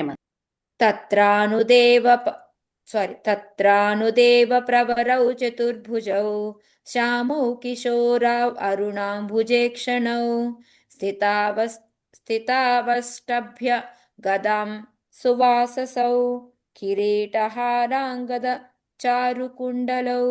వాళ్ళు ఎలా ఉన్నారు అనేది మనకి ఎక్స్ప్లెయిన్ చేస్తున్నారు. ఎవరెవరైనా హరే తెలుగు కృష్ణ ఉంటే తీసి మాతాజీ. చదవండి మాతాజీ, హరే తెలుగులో కృష్ణ మీనింగ్ కూడా మాతాజీ. హరే హరే కృష్ణ. కృష్ణ. చదవండి. సన్యాసం మాతాజీ మీ దగ్గర ఉందా బుక్? ఉంది మాతాజీ. మీరు చదివేసేయండి తెలుగులో. తత్రానుదేవ ప్రవరౌ చతుర్భుజౌ శ్యామౌ కిశోరావరుణాంబుజేక్షణౌ స్థితావష్టభ్య గదాం సువాససౌ కిరీటహారాంగద చారు కుండలౌ. ధ్రువుడు ఆ విమానమున విష్ణు భగవానుని ఇరువురు సుందరులకు పార్షదులను గాంచెను. చతుర్భుజులు శ్యామలవర్ణులు తరుణ వయస్కులునగు ఆ పార్షదుల నేత్రములు అరుణ కమలముల వలె నుండెను. వారు గదాధారులైండి చక్కని వస్త్రములను కిరీటములను హారములను కంకణములను కుండలములను ధరించి ఉండిరి. హరే కృష్ణ మాతాజీ. హరే కృష్ణ. సో వీళ్ళు మనం ఈ విధంగా సేమ్ గా మనం ఎక్కడ వింటా ఉంటాం చెప్పండి, ఇదే రకంగా ఎక్స్ప్లెనేషన్ వర్ణన. వైకుంఠంలో ఉండే వాళ్ళందరూ వైకుంఠంలో ఉండే వాళ్ళందరూ విష్ణు వైకుంఠం అలానే నారాయణుడికి విష్ణువు కూడా ఇదే సేమ్ కదా, తేడా ఉంటుందా? శ్రీవత్స కౌసుమం అని ఉంటుంది మాతాజీ. కృష్ణయ్య పుట్టినప్పుడు నారాయణుడు బాగా వర్ణిస్తారు కదా మాతాజీ. సేమ్ ఇదే, 4 చేతులు ఉంటాయి, శంఖం చక్ర గద పద్మ ఉంటాయి, ఇవన్నీ కూడా అన్ని నగలు పెట్టుకొని ఉండడం ఇదంతా కూడా సేమ్ ఉంటుంది. కాకపోతే వైకుంఠంలో ఉన్న ప్రతి ఒక్కళ్ళు ఇలాగే ఉంటారు. తేడా ఏంటి అంటే ఇందాక మాతాజీ ఎవరో చెప్పారు, పద్మాక్షి మాతాజీ అనుకుంటే, ఏంటి మాతాజీ 2 తేడా ఉంటాయి. కౌస్తుభం. శ్రీవత్స కౌస్తుభం. అని శ్రీవత్స ఎస్ మాత, శ్రీవత్సం కౌస్తుభం ఈ 2 కూడా తేడా ఉంటాయి అన్నమాట. సో అదే ఇక్కడ ప్రపాదుల వారు మనకి అదంతా ఏం చెప్పలేదు, జస్ట్ ఏంటంటే ఇది ఎగ్జాక్ట్గా యాజ్ ఇట్ ఈస్గా మనం విష్ణుకి ఏమైతే మనం చెప్పుకుంటూ ఉంటామో సేమ్ అదే విధంగా, ఎందుకంటే అందరూ కూడా అక్కడ ఒకే రకంగా ఉంటారు. ఓన్లీ డిఫరెన్స్ ఏంటి అంటే అది ఏరోప్లేను ధ్రువుడిని తీసుకెళ్ళడానికి నందా సునందాలు వచ్చారు అని చెప్పి చెప్తున్నారు అనమాట. అది కూడా మళ్ళీ వాళ్ళే చెప్పుకుంటారు మేము ఎవరిమి ఏంటి అనేది, జస్ట్ మనకి ముందే మనకి ప్రపాదుల వారు చెప్తూ ఉంటారు కదా, అదంతే. విజ్ఞాయతావభూతమ ఉత్తమగాయ కింకరావ్ అభుత్తితః సాధ్వస మాతాజీ తెలుగులో చేంజ్ చేయండి మాతాజీ. నో ప్రాబ్లం, అయిపోయిందిరా. విస్మృత క్రమ నామాని గృణన్ మధుద్విషః పార్షత్ ప్రధానావ ఇతి సంహతాంజలి. మాతాజీ పద్మాక్షి మాతాజీ మీ దగ్గర తెలుగు ఉంది కదా, మీరు తెలుగులో చదవండి. ఓకే మాతాజీ. విజ్ఞానత ఉత్తమగాయ కింకరా వభ్యుద్ధిత సాత్వ సవిస్మృత క్రమః నామాని గృణ్మధు ద్విషః పార్షత్ ప్రధానావితి సంహతాంజలి. ఆ అసాధారణ వ్యక్తులు సాక్షాత్తుగా దేవదేవుని కింకరులని గుర్తించిన ధ్రువుడు దిక్కున లేచి నిలబడెను. సంభ్రమమున అతడు వారినెట్లు గౌరవముగా ఆహ్వానించవలెనో మరిచెను. అందుచే అతడు కేవలము ముకుళిత హస్తుడై వందనములను కావించి శ్రీహరి పవిత్ర నామమును ఉచ్చరించింది. Hare Krishna. Thank you. Hare Krishna Mataji. So ఇక్కడ ఏంటంటే మనకి వాళ్ళు ఆ అసాధారణ వ్యక్తులు ఎవరంటే మనకి మళ్ళీ దీంట్లోనే మైత్రేయముని చెప్తున్నారు అనమాట. వాళ్ళు ఆ సాక్షాత్తుగా ఎవరు, దేవదేవుడి యొక్క గట్లో ఆయనకి సేవ చేసేవాళ్ళు అనమాట. వాళ్ళని చూసిన వెంటనే ధ్రువుడు ఏం చేశాడు, దుఃఖం లేచి నిల్చున్నాడు అనమాట. ఎందుకంటే మనకి ఏమనిపిస్తుంది, సడన్గా భగవంతుని చూసామా అనే ఫీలింగ్ వచ్చేస్తుంది. సో ఆయన అదే కాకుండా భగవంతుడి యొక్క వాళ్ళకి సేవ చేసే వాళ్ళు కాబట్టి, భక్తులు కానీ ఎవరు వచ్చినా కూడా మనం అదే విధంగా నుంచుంటాం కాబట్టి ఆ విధంగా ఆయన దిక్కును లేచి నుంచున్నాడు. కానీ ఇంకా ఆశ్చర్యం అనేది తగ్గలేదన్నమాట. కానీ మనకు చూడండి, ఒక్కొక్కసారి సడన్గా ఏమైనా వచ్చిందనుకోండి, ఒకేసారి మనకి ఎలా స్పందించాలో తెలియదు. అవుతుందా లేదా మన అందరికి ఎప్పుడన్నా ఇలాంటివి? అవుతుంది మాతాజీ. మనకి ముందు మనం క్లాస్ చెప్పాలి అని కూర్చున్నప్పుడే మనం ఒక్కొక్కసారి మనకి మర్చిపోతూ ఉంటాం, మనకు ఒకసారి బ్లాంక్ అయిపోతూ ఉంటుంది, ఏమీ గుర్తు రాదనమాట. సో ఇక్కడ అలాగే అతనికి ఏమవుతుంది అంటే వాళ్ళని ఏ విధంగా గౌరవించాలి, వాళ్ళని ఏ విధంగా ఆహ్వానించాలి అనేది మర్చిపోయాడు అనమాట. కానీ అట్లీస్ట్ ఒకటేమొచ్చింది, గుర్తొచ్చింది అంటే నమస్కారం పెట్టడం మాత్రం చేస్తూ భగవంతుడి యొక్క నామాన్ని ఉచ్చరించాడనమాట. సో మనకి ఎప్పుడు మనం భగవంతుడి యొక్క నామం తీసుకుంటూ ఉంటే మనకు వచ్చే అడ్వాంటేజ్ ఏంటంటే మిగతాది ఏదొచ్చినా రాపని నేను చెప్పాను మీకు ఆ రోజు ఒకరోజు తిరుపతి వెళ్ళాను నేను. తిరుపతి వెళ్ళినప్పుడు భగవంతుడి ముందు ఏమన్నా శ్లోకాలు చెప్పుకుందాము అంటే నాకు అసలు గుర్తే రాలేదు ఏ శ్లోకాలు అన్నాను. కానీ ఏది గుర్తొచ్చినా రాకపోయినా మనకు ఒకటి గుర్తొస్తుంది. ఏమొస్తుంది మనకి? హరే హరే కృష్ణ కృష్ణ హరే హరే కృష్ణ కృష్ణ మహామంత్రం. సో అది చాలు, ఏది రాకపోయినా అది వస్తే చాలు. ఇప్పుడు అదే చెప్తున్నారనమాట ఇక్కడ. ఆయనకి ఆ టైంలో ఏమీ గుర్తు రాలేదు, బట్ కానీ దండం పెట్టేసి ఆయన చేసింది ఏంటి? హరే కృష్ణ మహామంత్రాన్ని ఉచ్చరించారనమాట. భగవంతుడి యొక్క నామాన్ని ఉచ్చరించారు.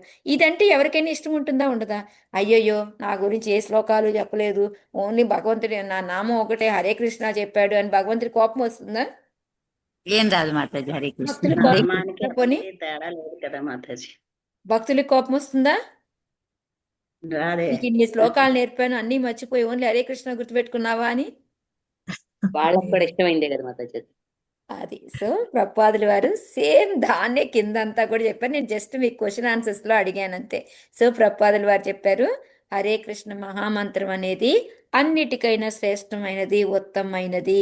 సో వాళ్ళు విష్ణు దూతలకు కూడా ఏంటంటే అది అర్థమయ్యింది. వాళ్ళు కూడా దాంతో చాలా ఆనందపడ్డారనమాట. ధ్రువునికి ఏంటంటే ఇంకేం చేయాలో అర్థం కాకుండా అతనికి అందుకొని గుర్తొచ్చింది ఏంటానికి హరే కృష్ణ మహామంత్రం దాన్ని ఉచ్చరించారు. దానివల్ల ఎలాంటి వాళ్ళైనా తృప్తి పడతారు అని చెప్తున్నాను. ఇంకా మిగతా అంటే కొంచెం ఇలాంటి వాళ్ళు మనం చెప్పలేం, కానీ మిగతా ఎవరికైనా కూడా కొంచెం భక్తి చేసుకునే వాళ్ళకి ఎవరికైనా కూడాను ఆ చాంటింగ్ అనేది భగవంతుడి యొక్క నామం ఉచ్చరించడం అనేది ఎవరికైనా కూడా నచ్చుతుంది. సో మనం భగవంతుడిని కానీ భగవంతుడి యొక్క భక్తుల్ని కానీ భగవంతుడి యొక్క పార్షదుల్ని కానీ ఎవరిని ప్రసన్నం చేసుకోవాలనుకున్నా మనం చేయాల్సింది ఏంటంటే భక్తి శ్రద్ధలతో భగవంతుడి యొక్క నామం తీసుకోవడమే అనేది ఇక్కడ చెప్తూ ఉన్నారనమాట.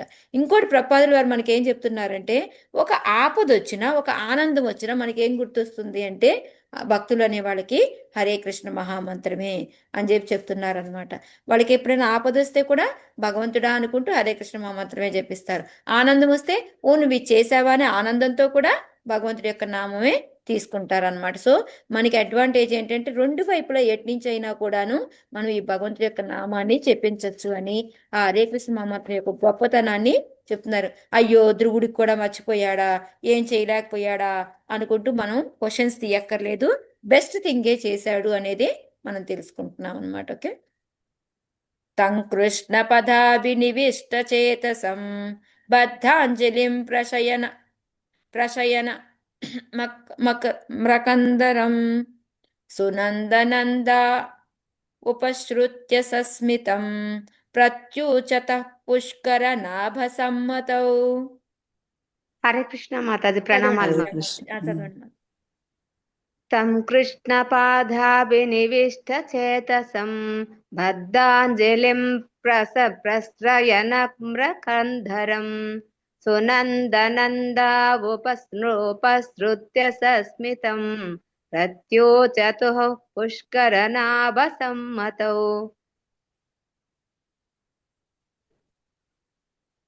భక్త ధ్రువుడు సర్వదా శ్రీకృష్ణ పాదారవింద స్మరణముననే లగ్నమై ఉండేవాడు. అతడు కృష్ణ గత చిత్తుడు.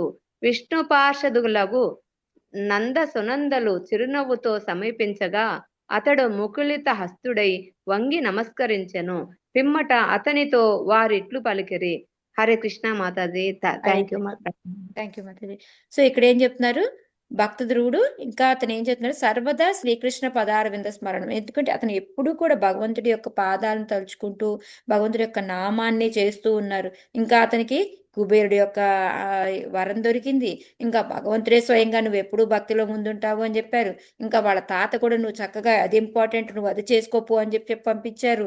సో ఈ విధంగా ఏంటంటే అతను ఎప్పుడు కూడా ఆ విధంగా భగవంతుడి యొక్క పాదారవిందం మీద దాంట్లోనే లగ్నమై ఉన్నాడు. కాబట్టి అతన్ని కృష్ణగత చిత్తుడు అని చెప్పి చెప్తున్నారు. అంటే ఇంకెప్పుడు కూడా అదే ధ్యాసలో ఉంటాడనమాట. సో అందుకని ఏంటి అంటే వాళ్ళు వెంటనే విష్ణు పార్షదులు ఎవరైతే నందా సునంద ఉన్నారో వాళ్ళు దగ్గరగా వచ్చారు. వచ్చి మళ్ళీ అతడు మళ్ళీ కూడా ఇద్దరికి నమస్కారం చేశాడనమాట. అప్పుడు చేసి అప్పుడు ధ్రువుడితోటి వీళ్ళు ఇప్పుడు చెప్పబోతున్నారు అనమాట. ఏం చెప్పబోతున్నారు అనేది మనకి నెక్స్ట్ 4-5 శ్లోకాలు కూడా మనకి వాళ్ళు ఏం మాట్లాడబోతున్నారు ఆయనతోటి అనేది మనం చూస్తామన్నమాట. ఇక్కడ ఈ శ్లోకాలు ఏంటంటే ప్రపాదుల వారు మనకి ఈ పుష్కర నాభ సమ్మతం అని చెప్తున్నారు అనమాట. అంటే ఈ భగవంతుడికి ఏంటంటే ఈ కమల నాభి, కమల నయనం, అలా కమలంతో మనం ఎప్పుడు పోలిస్తూ ఉంటాం. ఎక్కడొచ్చింది మనకి శ్లోక? నమో పంకజనాభాయ నమో పంకజమాలినే నమో నమో కాదు పంకజనేత్రాయ మాతాజీ, నమ పంకజనాభాయ నమ పంకజమాలిని నమ పంకజనేత్రాయ నమస్తే గజాంధ్రే. తో కమలం యొక్క లాంటి నాభి కలిగిన వాడు అని పుష్కర నాభ అంటే అతను అని చెప్తున్నారు అనమాట. ఇంకోటి సమ్మతం అంటే ఆయన యొక్క పార్షదులు అని ప్రపాదుల వారు విడదీసి దానికి ఎందుకు వాళ్ళని ఇట్లా చెప్తున్నారు అంటే పుష్కర నాభ అంటే నారాయణుడు, విష్ణువు అని, ఆయన యొక్క సమ్మతం అంటే పార్షదులు అనేసి వాళ్ళు భగవంతుడి యొక్క సంకల్పం ప్రకారమే వాళ్ళు చేస్తూ ఉంటారు. వాళ్ళు ఓన్గా వాళ్ళంతటి వాళ్ళు ఏమైనా పని చేస్తారా?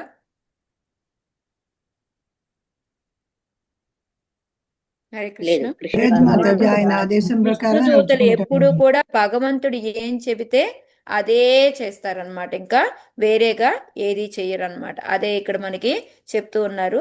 మనకి ఏంటంటే మనం బద్ధజీవులం ఏంటంటే భగవంతుడి యొక్క ఆజ్ఞకి విరుద్ధంగా పనిచేస్తూ ఉంటాము. వాళ్ళు మాత్రం భగవంతుడి ఆజ్ఞలకి చెరసావహిస్తూ వాళ్ళు ఆ పని చేస్తూ ఉంటారు అని చెప్పేసి చెప్తూ ఉన్నారు. ఆధ్యాత్మిక జీవితంలో అందరూ అంతే, భగవంతుడి ఏం చెప్తే అదే చేస్తూ ఉంటారు అనమాట. ఓకే, సో సెకండ్ పారాగ్రాఫ్ ఏం మాతాజీ? ఎప్పుడు మాతాజీ అంటే ప్రతి నిమిషము భగవంతుడి గురించి చిత్తం అదే ఆలోచనలో ఉంటాడు అనమాట. గత అంటే ఆల్వేస్ అని కూడా వస్తుంది మాతాజీ, అంటే ఇంకా ముందు తర్వాత అని కూడా వస్తుంది. ఓకే, అంటే గతం అని కాదు, గత అంటే ఆల్వేస్ అని, ఎప్పుడు, నిరంతరం అని. సో ఇక్కడ మళ్ళీ మనం ఎలా ఉంటాము అనేది ఈ భౌతిక జగత్తులో మనము అక్కడైతేనేమో భగవంతుడు చెప్పినట్టు వింటాము, ఇక్కడైతే మనం ఇష్టం వచ్చినట్టు మనము చేస్తూ ఉంటాము అని చెప్పి. కానీ మనకి మానవ జన్మ అనేది ఒక మంచి అవకాశము. ఎందుకు మనకి మానవ జన్మే మంచి అవకాశం? జంతువులది మంచి అవకాశం కాదా భగవంతుడి దగ్గరికి వెళ్ళడానికి? ఏంటి డిఫరెన్స్ అంటారు భగవంతుడి మనుషులకన్నా జంతువులకి? జ్ఞానం లేదా? జ్ఞానం ఎందుకు లేదు మాతాజీ? వర్షం పడితే చక్కగా ఎండకి వెళ్ళిపోతే ఏడో బిల్డింగ్ కిందకి వెళ్ళి దాచుకుంటే జ్ఞానం లేకపోతే ఎట్లా వెళ్తాయి మాతాజీ? హరే కృష్ణ, మనం వ్యక్తపరుస్తాం కదా మాతాజీ. మనం వ్యక్తపరుస్తాం. ఓకే, ఇంకా అవి నామం పలకలేవు, వాటికి బుద్ధి తెలియదు.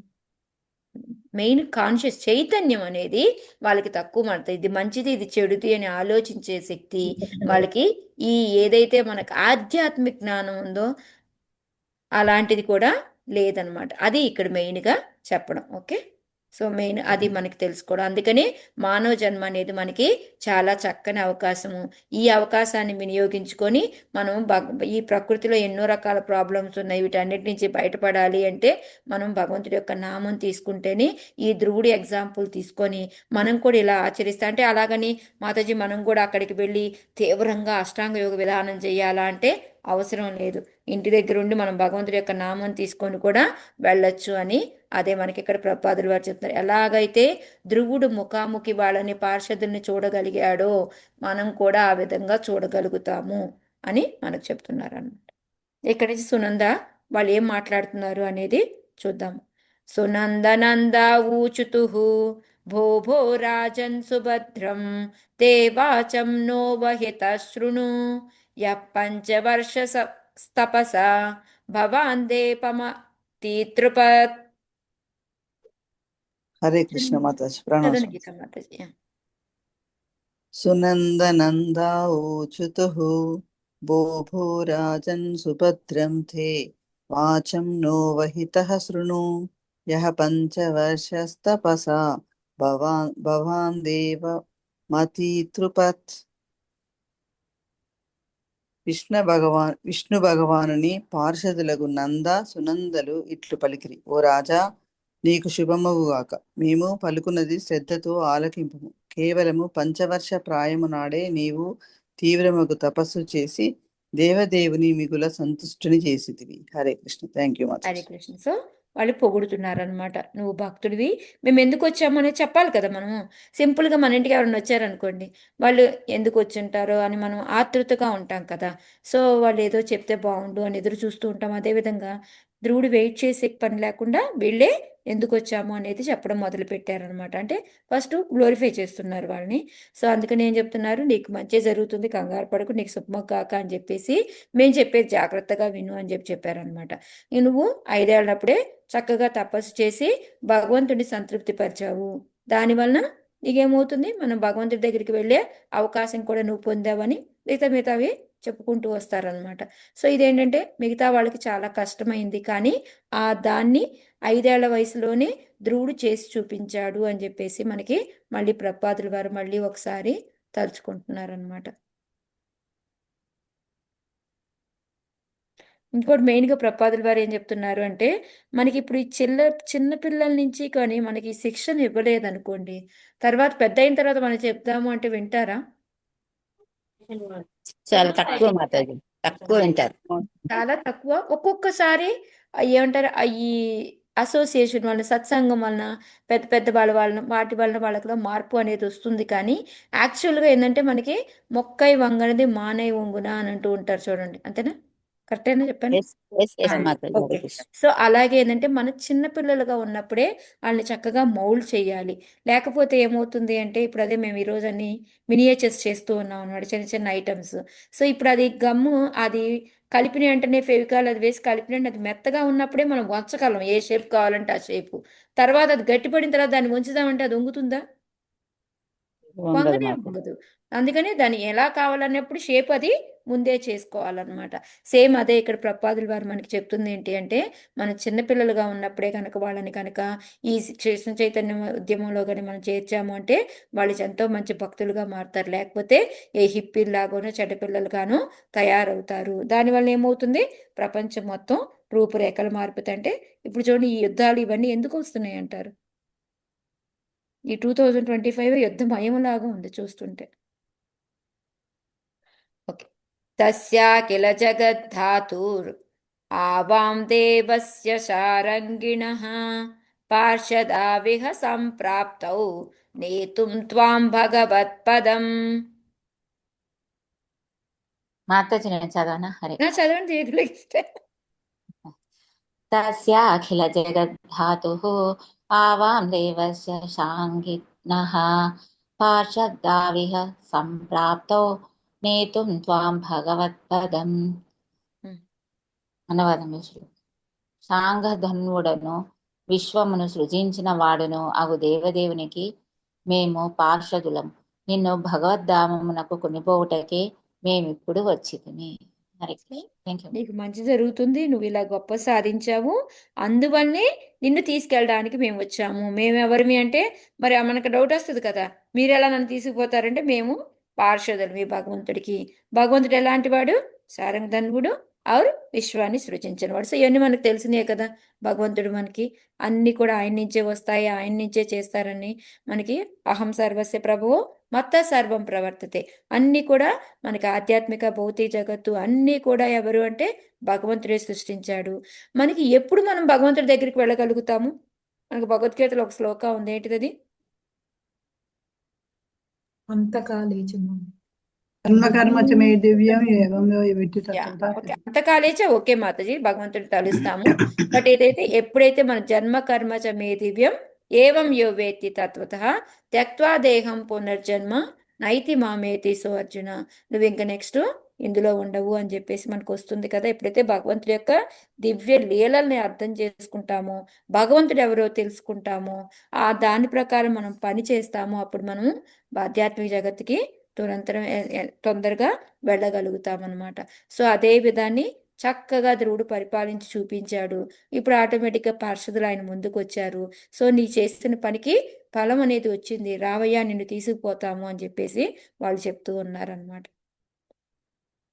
సుదుర్జయం విష్ణుపదం జితం త్వయా యాసురయో ప్రాప్య విచక్షతే పరం ఆతిష్ట తచ్చంద్ర దివాకరాదయో గ్రహార్క్షతారః పరియంతి దక్షిణం. హరే కృష్ణ చదవాలా మాతాజీ? చదువు. మాతాజీ చెయ్యెత్తి చాలాసేపు అయింది. అయ్యో సరే, నాగచంద్రిక మాతాజీ మీరు చదువు. సరోజిని మాతాజీ మీరు నెక్స్ట్ చదువుతారు. చదువు. జయం విష్ణుపదం జితం త్వయా యత్సూరయో ప్రాప్య విచక్షణ్ తే పరం ఆతిష్ట తచ్చంద్రి దివాకరాదయో గ్రహర్షతారాః పర్యంతి దక్షిణం. విష్ణు పదము మిగుల దుర్లభమైనది. తపస్సు చే నీవు దానిని పొందిదివి. మహర్షులు దేవతలు సైతము అట్టి స్థానమును పొందజాలరు. ఆ పరమపదమును విష్ణులోకము కేవలము వీక్షించు నిమిత్తమై సూర్యుడు, చంద్రుడు, ఇతర గ్రహములు, నక్షత్రములు, తారకలు ప్రదక్షిణము కావించుచుండును. అచ్చటకేగా ఇప్పుడు మాతో రమ్ము. Hare Krishna. Thank you. Hare Krishna. So మనకి ఈ విష్ణు పదము అనేది మనకి చిన్నప్పుడు మనం ఆడుకునే వాళ్ళం కదా మాత, విష్ణు పదము అనేసి. దానికి ఆడుకోవడానికే మనకి చాలా టైం పట్టేది. ఎందుకని పట్టేది మనకి అంత టైం పైకి వెళ్ళడానికి? పావులు మింగుతుంటాయి కదా. బోళ్ళని పైన పాములు పెద్ద పాము ఉంటది మాతాజీ. యా, పైన పెద్ద పాము, చంద పాములు చాలా ఉండేవి మాతాజీ. మనకి లాస్ట్ లో ఏమంటారు, భగవంతుడు ఇవన్నీ తప్పించుకోలేకపోయాం లేకపోయాం కాబట్టి ఉంటది ఆ కింద. పెద్ద పాము లాంటిది మళ్ళీ మనల్ని మింగేసింది అని అనుకుంటే, దానికన్నా ముందు చిన్న పాములు చాలా ఉన్నాయి పైదాకా వెళ్లకుండానే మనం. సో ఆ విధంగా ఏంటి అంటే మనకి ఈ విష్ణు పదం అనేది మనకి ఉన్న ఈ భౌతికమైన కోరికలతోటి వీటితోటి మనము వెళ్ళడం అనేది అసంభవం అనమాట. ఎప్పుడైతే మనం ఆధ్యాత్మిక చింతనలో ఉండి, మనం భక్తుల యొక్క సత్సంగంలో ఉండి, ప్రసాదాలు తింటూ మనం ఇలా ముందుకు వెళ్తామో అప్పుడే ఆ ప్లేస్కి వెళ్ళగలుగుతాం అనమాట. అది దాన్ని ఏంటంటే ఎంతో దుర్లభమైన దాన్ని మనము మామూలుగా మనం భగవంతుడు ఎవరు అని తెలుసుకోవడానికే మనకి మనుష్యారాం సహస్రేశ మనకి శ్లోక ఉంది. ఎంతో మంది ఉన్నారు, దాంట్లో ఎప్పుడో వాసుదేవ సర్వమితి సహమాత్మ సుదుర్లభ. అలాంటి ఎంతో మందిలో ఒక్కళ్ళకి మాత్రమే భగవంతుడు అని తెలుసు. అలాంటిది చాలా చాలా దుర్లభం అని చెప్తుంటే ఇంకా విష్ణు పదానికి ఎక్కడికి వెళ్తాను చెప్పండి.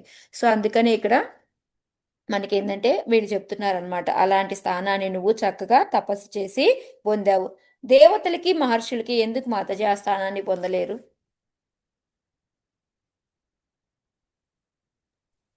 దేవతలు కూడా కోరికలతోనే ఉంటారేమో అంటారు. కోరికలు ఉంటాయి కదా మాతాజీ. ఎందుకంటే దేవతలు కూడా హయ్యెస్ట్ పుణ్యం ఏదో చేసుకొని ఉంటే వాళ్ళకి ఆ పదవులు అనేవి దొరుకుతాయి. అది అయిపోయిన వెంటనే ఏమవుతుంది, మళ్ళీ వాళ్ళు నార్మల్ జన్మ తీసుకుంటారు. అందుకని వాళ్ళు మళ్ళీ కూడా జన్మచక్రంలోనే పడి ఉంటారు. కాబట్టి వాళ్ళు కూడా భగవంతుడి దగ్గరికి వెళ్ళడం, ఆ స్థానం అనేది చాలా రేరు, వాళ్ళు పొందజాలరు అని చెప్పేసి చెప్తూ ఉన్నారు అనమాట. ఇంకా ఏంటి, దాన్ని చూడడం కోసం ఏంటంటే వాళ్ళు సూర్యుడు, చంద్రుడు, ఇతర గ్రహాలు, నక్షత్రాలు ఇవన్నీ కూడాను అలాగా ప్రదక్షిణలు చేస్తూ ఉంటాయి అన్నమాట. సో ఈ విధంగా వాళ్ళందరూ కూడాను చుట్టూ తిరగడం అవన్నీ కూడా చేస్తూ ఉంటారు. సో అలాంటిది ఏంటంటే నీకు ఎంత భాగ్యం కలిగింది, నువ్వు ఇప్పుడు మాతో రా, నిన్ను తీసుకెళ్తాము అని చెప్పి ఆ విష్ణు పదం అనేది ఎంత కష్టము, ఎలాంటి వాళ్ళు దానికోసం చూస్తూ ఉంటారు అనేది మనకి చెప్తూ ఉన్నారనమాట. సో ఇక్కడ ప్రపాదులు వారు ఏంటంటే మనకి నా శాస్త్రవేత్తలు, ఈ తత్వవేత్తలు వీళ్ళంతా ఉన్నారు, మానసిక కల్పనలు ఇవన్నీ ఉన్నారు కదా, వీళ్ళందరూ ఈ ఆధ్యాత్మిక ప్రపంచం గురించి మనకి ఎక్స్ప్లెయిన్ చేయడానికి ట్రై చేస్తూ ఉంటారు. దాన్ని ఎలా ఉంటుందని ఊహించుకుంటూ ఉంటుంటారు కదా, ఇదంతా కూడా చాలా కష్టం వాళ్ళకి అనేసి మనకి ప్రపాదులు వారు చెప్తున్నారు అనమాట. సో ఇది ఓన్లీ ఎలా సాధ్యమవుతుంది, మనం విష్ణుపాదం చేరడం కానీ దాన్ని అర్థం చేసుకోవడం కానీ ఎప్పుడు జరుగుతుంది? కృష్ణ చైతన్యంలో ఉంటే మాతాజీ. ఎస్, మనం భక్తి యోగంలో ఉండి భగవంతుడి యొక్క సేవ చేసుకుంటూ ఉంటే మాత్రమే మనకు అర్థమవుతుంది. లేకపోతే మనకి ఎప్పటికీ కూడా అది అర్థం కాదనమాట. సో అందుకనే ప్రపాదులు వారు ఇంకా ఎగ్జాంపుల్ ఏం చెప్తున్నారు అంటే, ఇప్పుడు చాలా మంది చంద్రమండలం వెళ్ళిపోతున్నాము అంటున్నారు. కానీ అక్కడికి వెళ్ళిన తర్వాత వాళ్ళు ఏమవుతుంది, చంద్రమండలం వెళ్ళిన తర్వాత అసలు నిజంగా చంద్రమండలం వెళ్ళగలమా? ప్రపాదులు వారు చెప్పే లెక్క ప్రకారం వెళ్ళలేం మాతాజీ.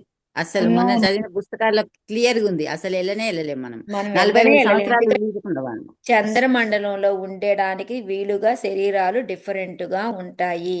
ఇది అలా కానే కాదనమాట. కానీ వాళ్ళు ఏంటంటే ఒక ఎడ్జ్లో చివరి దాకా ఎక్కడ దాకా వెళ్తున్నారు, ఒక స్టార్టింగ్ పాయింట్లో, దాన్ని మేము చంద్రమండలం వెళ్ళాము అని అనుకుంటున్నారు అనమాట. సో అదే ఇక్కడ మనకు ప్రపాదులు వారు ఏం చెప్తున్నారు అంటే, అక్కడికి ఇప్పుడు ఈ తత్వవేత్తలు లాంటి వాళ్ళు ఏమనుకుంటున్నారు, మేము చంద్రమండలం వెళ్ళాము, అక్కడ ఉండడానికి ట్రై చేస్తున్నాము, అది ఇది అని అనుకుంటున్నారు కదా. కానీ అక్కడ కూడా విఫలమైపోయి కొన్ని రోజుల తర్వాత మళ్ళీ వెంటనే వెనక్కి రావాల్సి వస్తూ ఉంది. కాకపోతే భక్తులు అనే వాళ్ళకి ఏంటంటే, వాళ్ళకి ఇలా వెళ్ళి చూడాలి అని ఉండదు. ఒక్కొక్క మండలాలు వెళ్ళి అన్ని తిరిగేసి చూసేసి వద్దామా అని వాళ్ళకేమి అనిపించదన్నమాట. కానీ ఎప్పుడైతే వాళ్ళు ఆధ్యాత్మిక ప్రపంచానికి వెళ్తూ ఉంటారో దారిలో ఆటోమేటిక్ ఇవన్నీ చూసుకుంటూ వెళ్ళిపోతారు. వాళ్ళకి వెళ్ళాలని ఉండదు, కానీ కూడా దారిలో ఎలా అంటే నేను ఇప్పుడు సుధామాతాజీ వాళ్ళ ఇంటికి వచ్చినప్పుడు బస్సు ఎక్కి వచ్చాను. సో ఎన్నో ప్లేసులు చూసుకుంటూ వచ్చాను. నాకు అవన్నీ చూడాలని ఉందా? నా టార్గెట్ ఏంటి? సుధామాతాజీ వాళ్ళ ఇంటికి రావాలి నా టార్గెట్. కానీ మధ్యలో బోల్డ్ అన్ని ప్లేసులు చూసుకుంటూ వచ్చాను. సో అది నాకు చూడాలని లేకపోయినా యాదృచ్ఛికంగా అది ఆటోమేటిక్గా మధ్యలో వాటిని చూసుకుంటూ ఎలా వెళ్ళాను. భక్తులకి కూడా ఏంటి అంటే మనము ఆ ప్రయాణం ఏంటంటే మనము భగవంతుడి దగ్గరికి వెళ్ళే ప్రయాణంలో ఆధ్యాత్మిక లోకం వెళ్ళేటప్పుడు ఇవన్నీ కూడా వస్తూ ఉంటాయి అన్నమాట. ఈ మనకి బృహద్భాగవతామృతాలో గోపకుమారు ఆయన ప్రయాణం చేస్తూ ఉంటాడనమాట. ఎక్కడి నుంచి మొదలు పెడతాడు? కింద మనకి భూప్రపంచం నుంచి మొదలుపెట్టి ఒక్కొక్క లోకాన్ని దాటుకుంటూ చివరికి ఆధ్యాత్మిక ప్రపంచమైన గోలోకానికి వెళ్ళి అమ్మయ్య అనుకుంటాడనమాట. అంటే అట్లా మనకి ఒక్కొక్కటి మనం చూసుకుంటూ మనం ముందుకు వెళ్తాము. కానీ అలాంటి ఆశ అనేది మనకు ఉంటుందా? మనకు ఉండదు అని ప్రపాదులు వారు చెప్తున్నారు అనమాట. గోపకుమారికి అసలైన ఆనందం గోలోకంలోనే కలిగింది కదా, కృష్ణుడు కనిపించిన తర్వాత ఆయన వచ్చి ఎదుర్కొన్నప్పుడు. హరే కృష్ణ. యాక్చువల్గా ఆయనకి అక్కడికన్నా మళ్ళీ ఆ బృందావనంలో గోపకుమారులు వాళ్ళు ఏవైతే ఉన్నారో వాళ్ళతో కలిసినప్పుడే ఆయనకి అసలైన ఆనందం వస్తుంది. మాతాజీ అది విన్నప్పుడు నాకు ఇదే అనిపించింది. ఇప్పుడు అదే అవును. గుర్తొస్తుంది. హరే కృష్ణ. కరెక్ట్. ఓకే మాతాజీ, ఈ శ్లోక చెప్పనా? ఇక్కడ ఆపుతానులే మాతాజీ, రేపు చెప్పుకుందాం. ఇది 25 వరకు చెప్పుకున్నాం.